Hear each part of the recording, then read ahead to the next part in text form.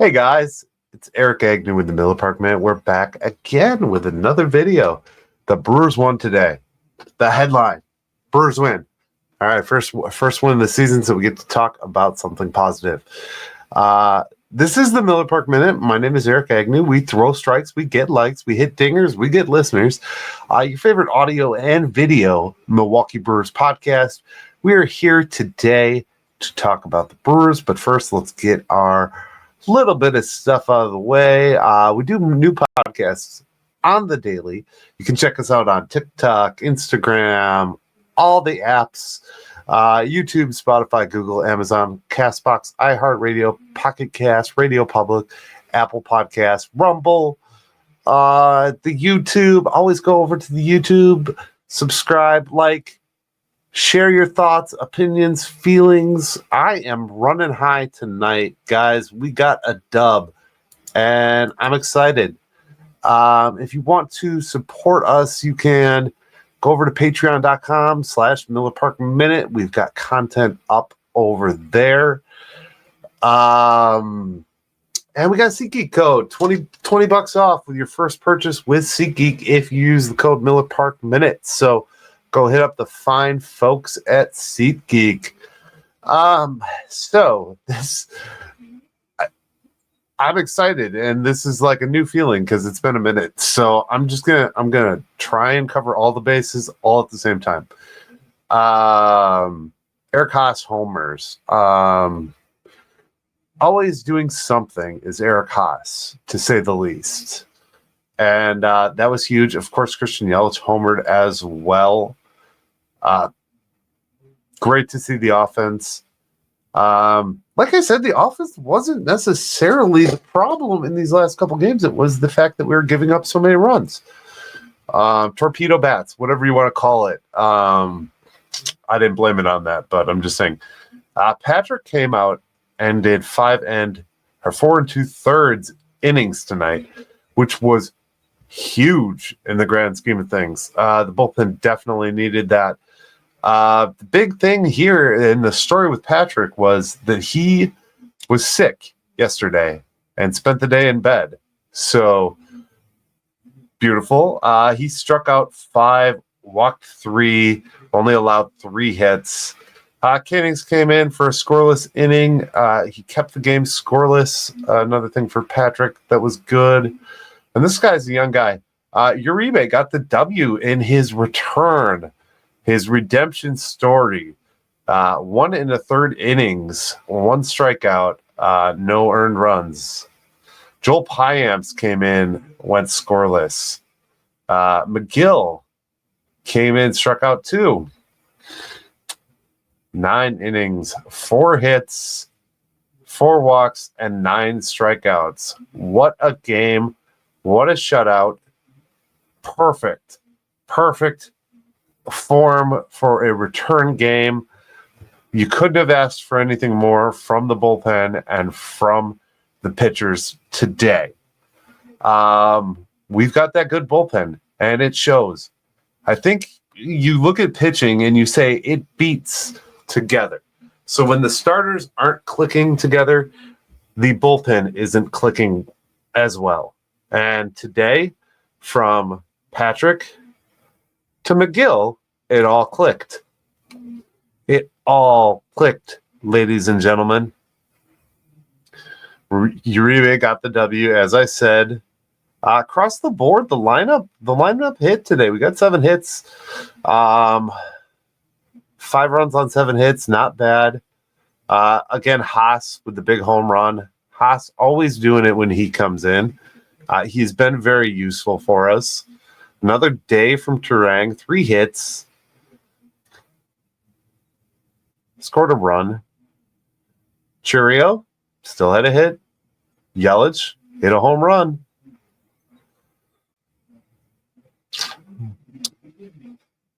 We didn't see anything from Contreras. Frelick didn't hit today, but Frelick's been the guy. So just important stuff for us to get this W under the belt. I think when you look at the whole picture of when we win a game, and especially after you've lost the first 4 and you're down and out, I think this was just, at the end of the day, the moral victory that we needed. The okay, it's not so bad. We're not destined for failure here at this point. Just an overall different vibes. I said yesterday that this is the unofficial non diehard fan opening day. This is diehard fan opening day right here. This is where baseball truly starts and begins. And it all begins with the W for the Brewers, 2 home runs, Christian Yelich and Eric Haase.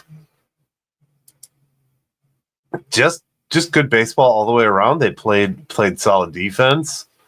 1-4 record. I know we are 4th place in the NL Central, which is ugly to start the season. But again, we're in April, folks. Ladies and gentlemen, we are in April. We can't be the perfect Los Angeles Dodgers who just completed and went perfect this evening, unfortunately. Or fortunately, if you're a Dodgers fan. It just depends on which side of the coin you fall on that, I guess. I think there's a lot of emotion going around right now. Just excuse me. Just with the fact that the Brewers are still reeling from the loss of Bob Uecker. A lot of these guys and a lot of everything we see is affected by this. Yes, Bob was not there every day, but Bob was an important factor to each and every one of these players, to each and every one of these members of the staff. And that goes without saying is a huge loss. And I'm sure they're still all reeling a little bit from it. Not to take that away from anything. And Bob should be mentioned every day. Bob was the heart and soul, is the heart and soul of this organization. And it's important to say that. One of the interesting things here is Uribe. Considering Uribe opened the last season as Milwaukee Brewers closer before receiving a suspension for his role in the fight with the Rays. A demotion to the minors, knee surgery derailed his season. Excuse me. I wish I had a cough button. Uribe could prove critical to Milwaukee. He did today. Waiting those 4 days, it's not an easy thing. Uribe said, I've been nervous a lot. Now I'm good. We back. We all the way back. Remember I said Christian Yelich was back episodes and episodes ago, and I'm not discussing that any further. But I'm just reminding you that I already said that. So everybody else who says Christian Yelich is back, yes, I agree, but I said he was back in spring training. It just feels better to chat after a win. I notice a lot of the negative voices of the internet have gone away.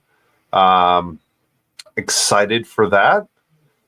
We've got, time to grow here, time to build. Sitting in 4th, sitting above the Pirates is not where we want to be.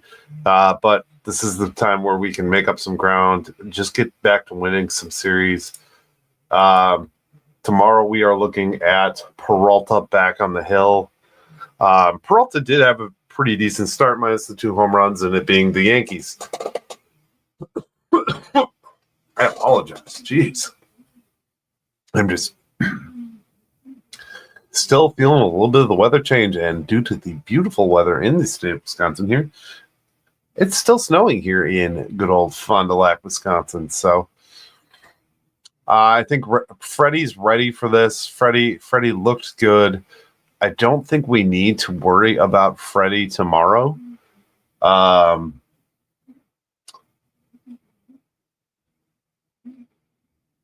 We're still fighting these injuries. We're gonna fight these injuries, but let's enjoy the starts that we get. We got Freddie going. Then my guess would be Cortez again. I don't think he actually had any injuries. They were asking if he was injured the other day. Yeah, so Freddie, Cortez, then to be determined. So we're going to piece this thing together, and that's going to be the story of the next few weeks. It's going to be who is going to step up, make that next move, who is going to be today's Patrick. Is Patrick going to be our Tobias Myers this year? Is he going to be that guy? We don't know that yet. Today was a good start for him. Today was definitely a good start. We don't have an answer for the future of this rotation until we really kind of figure it out. This is a year-over-year thing, guys. As cheap as we like to call our ownership, Mark Antanazio's team and everybody on the staff has been getting us these guys that seem to be filling in roles and filling positions, and I think that's the good of what the Milwaukee Brewers organization is able to do. Nick Mears is still recovering from injury. Savali, we know, left hamstring. Myers, March 24th seems to be the day that everybody got marked for IL. So they retroacted it. So again, April. It's all April. It's going to be mid to late April where this rotation is going to come back. So we got shine on for these first 2 weeks of the month. And I think that's going to be where it's going to be fun and interesting at the same time, because you're going to see a lot of guys come in and kind of fill those spots. A lot of spot starts. And me as a Brewers fan, I'm not afraid of the spot start and the Tobias Myers getting called up, Mizorowski. If Mizorowski gets called up, it's going to happen. It's going to happen in this first part of the season. Let's not be afraid, guys. Let's enjoy it. Let's take it with a grain of salt. There's a lot of baseball to determine where we are. I did not listen to Locked On this evening, so I will have to do that. I kind of just got right out here and got speaking as much as I could because I was trying to do background behind the scenes stuff as I always like to do. Just to kind of fine tune everything here on the podcast, trying to make the most of the show. I did make a joke last night and then put a meme out about the torpedo bats, and one of my contacts and good friends said that they are actually getting they have some of those torpedo bats on order for the Brewers. So I do hope that does happen, just because I would like to see if some of our guys could use them well. Home run check. Yelich's home run was 429 feet. First shutout of the season. You cannot go wrong with that. Oh, gosh. It feels good. I'm sorry. If you guys haven't seen already, I'm producing short form content. Go over to the TikTok page. I think it's just under my name, Eric Agnew. Miller Minute on Twitter. I'm putting the content everywhere so you guys all see it. If you're new here, subscribe, leave a comment. We really appreciate those. I put a lot of time into trying to produce new content for you guys every day. And it's important. It's very important that we get to share this fun with everybody. I enjoy this, and I've enjoyed this for multiple years now, going on 6. and it doesn't get much better. We're going to hit a MLB article because I like to do this. 10 pitchers that impressed, and then we'll get to our random brewer of the day. So this is just the 10 debuts that were impressive. Mackenzie Gore, 6 innings pitched, 1 hit, 0 runs, 0 walks, 13 Ks. Mackenzie Gore is having his coming out party in 2025. He is definitely a guy to watch. He is a national, so he is going to be playing to be a dominant pitcher in the future. Definitely a guy to watch. Jesus Luzardo of the Phillies, 5 innings pitched, 5 hits, 2 runs, 2 walks, 11 Ks. That was against Washington. Shane Baez, Rays, 6 innings, 6 hits, 0 runs, 0 walks, 10 Ks. Pittsburgh. Casey Miz, 5 2/3, 1 hit, 0 runs, 3 walks, 6 Ks. That was against Seattle. Dustin May, 5 innings, 1 hit, 1 run, 3 walks. And that was today against the Dodgers. Or against the Braves. Sorry, that was the game I was just watching. Dustin May had a great night tonight. Dodgers are on a roll. Even if you think the Dodgers are an evil powerhouse, go watch some of these games because these are the most talented players in the game. I went back, and this is a side note. I went back and I watched the World Series doc that's out on Apple TV. The World Series doc this year from Apple was probably the best one I have seen in 10 years. They did something different just with the way how dynamic Apple does their programming and their filming.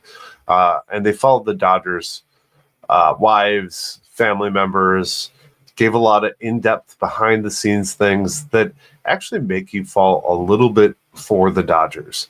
I think we all know Freddie Freeman is a good guy and has the story with his children and everything is very good. But if you look back and watch this film, it gives you a deeper feel for that.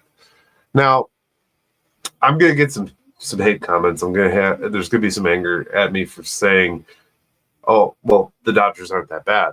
Well, in all reality, ladies and gentlemen, the Dodgers are not the evil empire that the Yankees are. Yes, the ownership spends money like it's going out of style.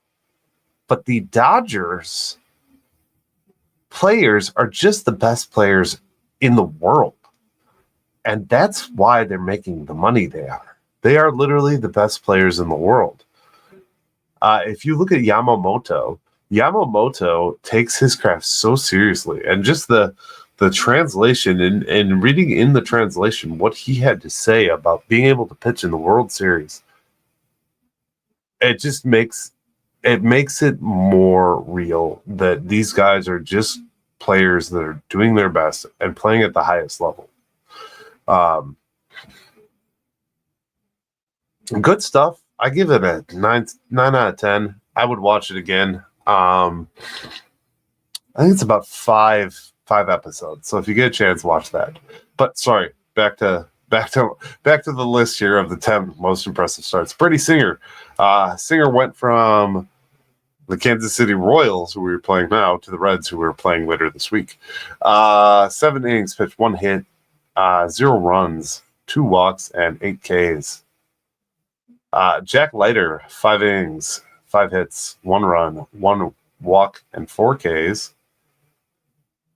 Jeffrey Springs of the Athletics, 6 innings pitched, 3 hits, 0 runs, 1 walk, and 9 Ks. And I'm doing this more as a who we should be watching out for. These are starters to kind of keep your eyes on.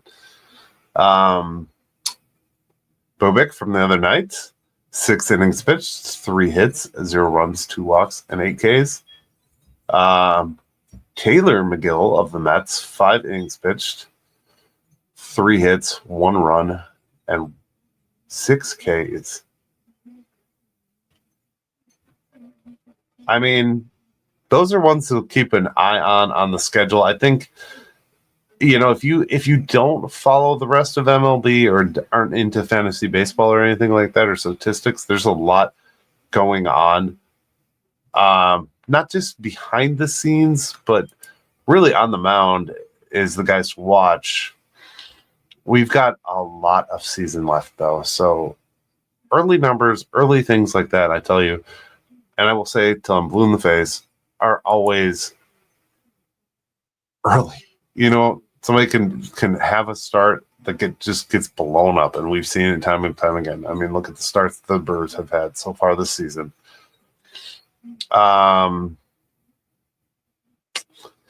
excited for tomorrow. I can't speak that enough. We are going to do our random brewer, and then we will finish off this episode. We'll went random Milwaukee Brewers.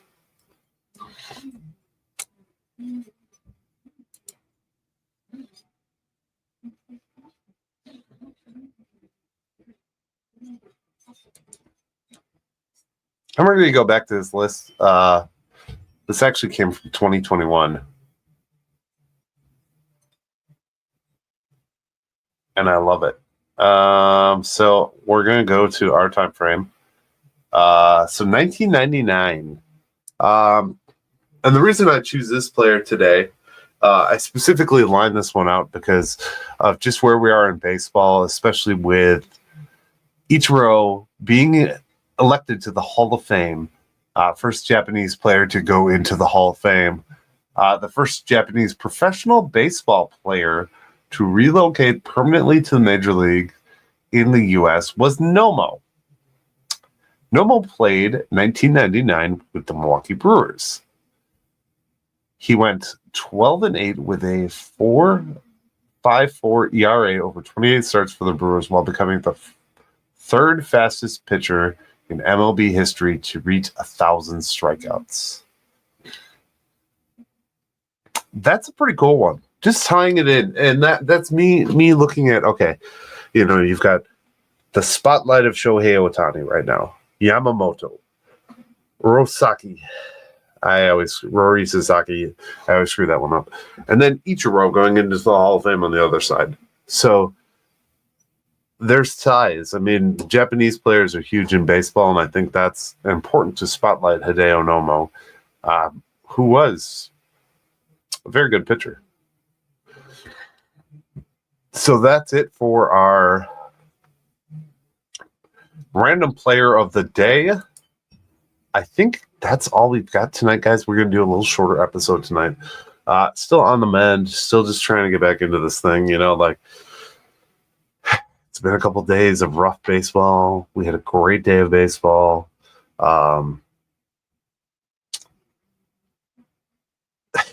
It's good to see. Okay, one random story before we go. So I was sitting in a tavern here in the great state of Wisconsin this evening. It was a political watch party. I'm not going to say what side. That's not what this podcast is about. But it was a political watch party, and I happened to have the Brewers up on my iPhone sitting on the bar.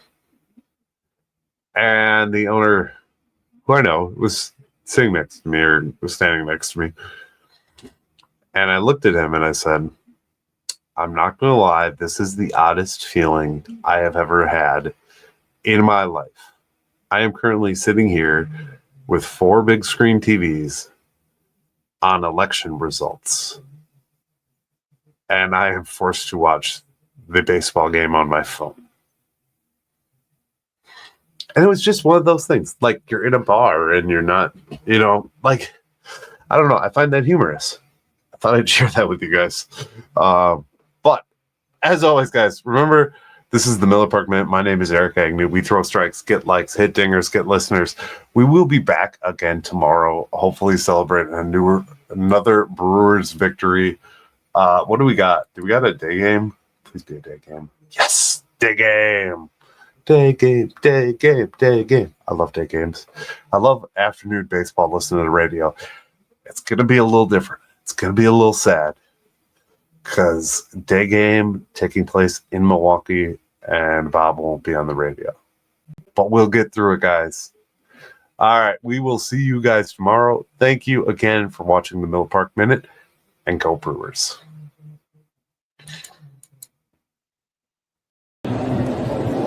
Thank you for watching the Miller Park Minute. Go Brewers.